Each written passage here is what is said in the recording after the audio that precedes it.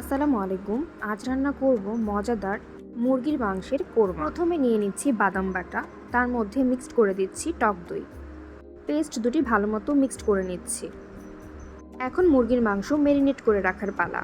প্রথমে আদা রসুন বাটা 1.5 চা চামচ করে দিয়ে দিচ্ছি। এখন বাদাম বাটা এবং টক দইয়ের মিক্সড পেস্টটি দিয়ে দিচ্ছি। সব কিছু অনেক ভালোভাবে মিশিয়ে নিতে হবে। এখন 1 চা চামচ জিরা গুঁড়া দিয়ে দিচ্ছি। 1 চামচ গরম মশলার গুঁড়ো দিয়ে দিলাম।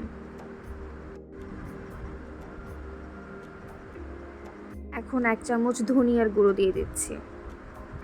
এখন সামান্য পরিমাণ গুঁড়ো মরিচের গুঁড়ো দিয়ে দিচ্ছি, এটা পুরোটাই অপশনাল। এখন সামান্য পরিমাণ শুকনো মরিচ গুঁড়ো দিয়ে দিচ্ছি।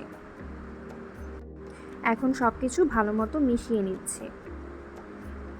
রান্না করার আধা ঘন্টা বা 1 ঘন্টা আগেও ম্যারিনেট করে রাখা যায়, তবে চেষ্টা করবেন রান্না করার একদিন আগে ম্যারিনেট করে রাখার। এখন স্বাদ মতো লবণ দিয়ে দিচ্ছি। সব কিছু ভালো মতো মিক্সড করে নিয়েছি।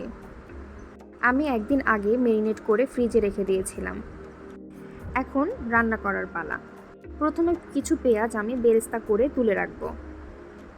পেঁয়াজগুলো ভালো মতো ভেজে নিচ্ছি। পেঁয়াজ বেরেস্তা করা হয়ে গিয়েছে।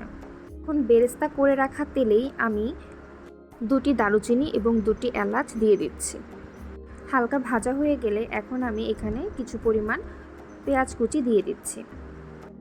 এখন পেঁয়াজ কুচিগুলো হালকা ভেজে নেব। পেঁয়াজ কুচি এবং মশলাগুলো হালকা করে ভেজে নিচ্ছি। এখানে পেঁয়াজ একদম লাল করে ভেজে নেওয়ার কোনো দরকার নেই। পেঁয়াজগুলো যখন হালকা লাল হয়ে আসবে এবং মশলার একটা স্মেল পাওয়া যাবে, তখন আমি ম্যারিনেট করে রাখা মাংসগুলো ঢেলে দিচ্ছি। ম্যারিনেট করে রাখা মাংসগুলো সব দিয়ে দিলাম। এখন সবগুলো ভালো করে মিক্সড করে নিচ্ছি। ঠিক এভাবেই সব কিছু ভালো মতো মিক্সড করে নিতে হবে। সব কিছু ভালো করে মিক্সড করে আমি ঢাকনা দিয়ে কিছুক্ষণ রেখে দেব। আমি কোনো এক্সট্রা পানি এখানে দেব না। কিছুক্ষণ পরে মাংস থেকে নিজে থেকেই পানি বেরিয়ে আসবে। আমি এখন সব কিছু মিক্সড করে নিয়েছি ভালো মতো। এখন ঢাকনা দিয়ে ঢেকে 5 থেকে 10 মিনিট অপেক্ষা করব। 5 থেকে 10 মিনিট পর ঢাকনা তুলে দেখতে পাচ্ছি মাংসগুলো থেকে পানি বেরিয়ে আসছে। এখন একটু নেড়ে দিচ্ছি। কিছুক্ষণ এভাবে ভালো মতো নেড়ে নেব এবং মাংস থেকে অনেক পানি বেরিয়ে আসছে দেখতে পাচ্ছি আমরা। পানিটা যখন একটু শুকিয়ে আসবে তখন আমরা এখানে হাফ মগের একটু বেশি পরিমাণ দুধ দিয়ে দিচ্ছি। দুধটা আমি আগে জাল করে ঠান্ডা করে রেখেছিলাম।